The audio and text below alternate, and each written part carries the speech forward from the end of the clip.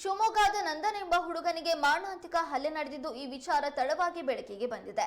ಅನ್ಯ ಕೋಮಿನ ಯುವಕರು ಹಲ್ಲೆ ನಡೆಸಿದ್ದು ಘಟನೆಯಲ್ಲಿ ನಂದನ್ ಪ್ರಾಣಾಪಾಯದಿಂದ ಪಾರಾಗಿದ್ದಾನೆ ಎಂದು ಶಿವಮೊಗ್ಗ ಶಾಸಕ ಎಸ್ಎನ್ ಚನ್ನಬಸಪ್ಪ ಹೇಳಿದ್ದಾರೆ. ಮಾಧ್ಯಮದವರೊಂದಿಗೆ ಮಾತನಾಡಿದ ಅವರು, ಲೋನ್ ರಿಕವರಿಗಾಗಿ ನಂದನ್ ಅಮೀನಾ ಎಂಬುವರನ್ನ ಬೈಕ್ನಲ್ಲಿ ಕರೆದುಕೊಂಡು ಹೋಗಿದ್ದ ಸಂದರ್ಭದಲ್ಲಿ ಈ ಘಟನೆ ನಡೆದಿದೆ ಎಂದರು. ಹೆಣ್ಣುಮಗಳು ಮುಸಲ್ಮಾನ್ ಹೆಣ್ಣುಮಗಳು, ತರೀಕೆರೆ ಹೆಣ್ಣುಮಗಳವಳು, ಹೋಟ್ಲೆ ಅಮೀನಾ ಅಂತ ಅನ್ಸುತ್ತೆ ಅವ್ರ ಹೆಸರು.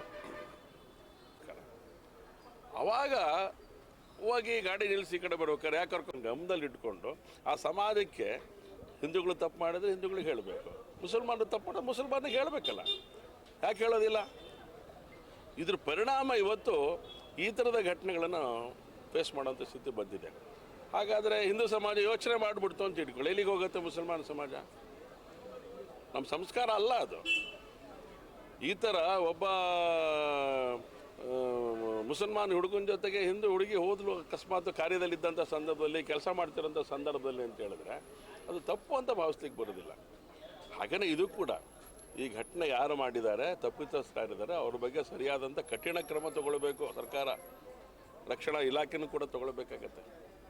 ಏನೂ ನಡೆದಿಲ್ಲ ಶಿವಮೊಗ್ಗದಲ್ಲಿ, ಹಂಗಾರೆ ಏನೂ ನಡೆದಿಲ್ವಾ? ಅಶಾಂತಿ ಯಾಕಾಗಿಲ್ಲ ಅಂತ ಹೇಳಿದ್ರೆ ಹಿಂದೂ ಸಮಾಜ ತಾಳ್ಮೆಯಿಂದ ಇರೋದ್ರಿಂದ. ಅರ್ಥ ಮಾಡ್ಕೋಬೇಕು ರಾಜ್ಯ ಸರ್ಕಾರ, ಕಾಂಗ್ರೆಸ್ಸಿನ ನೇತೃತ್ವದ ರಾಜ್ಯ ಸರ್ಕಾರ, ಪರಮೇಶ್ವರ್ ಅವರೇ ಇದನ್ನು ಗಂಭೀರವಾಗಿ ತಗೊಳ್ಳಿ. ನೀವು ಬಂದು ಹೋಗಿ ಮಾರನೇ ದಿವಸನೇ ನಡೆದಿರೋ ಘಟನೆ ಇದು. ನೀವು ಬಂದು ಹೋದ್ರಿ ಶಿವಮೊಗ್ಗಕ್ಕೆ, ಬಂದು ಎಲ್ಲಿ ಬಂದ್ರಿ ನೀವು? ವಾಪಸ್ ಹೊರಟೋದ್ರಿ. ಹೋಗ್ಬೇಕಾದ್ರೆ ಏನು ಹೇಳಿಕೆ ಕೊಡ್ತೀರಾ?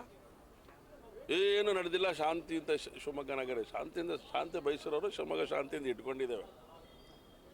ಆದರೆ ನೀವು ಯಾರಿಗೆ ಕುಮ್ಮಕ್ಕು ಕೊಡ್ತಾ ಇದ್ದೀರಾ, ಆ ಕುಮ್ಮಕ್ಕನ್ನು ನಿಲ್ಲಿಸದೆ ಹೋದರೆ, ನೀವು ಕುಮ್ಮಕ್ಕು ಕೊಡ್ತಾ ಇರೋಂಥ ಸಂಗತಿನ ತಡೆದೇ ಹೋದರೆ ನಾವು ಯಾವುದೇ ಕಾರಣಕ್ಕೂ ಸಹಿಸ್ಕೊಳ್ಳೋಕೆ ಸಾಧ್ಯ ಇಲ್ಲ ಅಂತ ಎಚ್ಚರಿಕೆಯನ್ನು ಈ ಸಂದರ್ಭ ನಾನು ಹೇಳಲಿಕ್ಕೆ ಇಷ್ಟಪಡ್ತೀನಿ.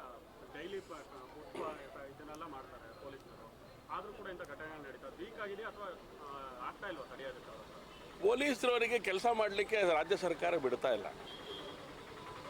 ಯಾಕೆಂದರೆ ನೋಡಿ, ಮೊನ್ನೆ ಒಂದು ರಿಪೋರ್ಟ್ ಹಾಕಿದ್ರು. ಯಾವುದಕ್ಕೆ? ರಸ್ತೆ ಮೇಲೆ ನಮಾಜ್ ಮಾಡೋದಂತ ಕಾರಣಕ್ಕೋಸ್ಕರ. ಇದು ಸರಿನಾ ತಪ್ಪ?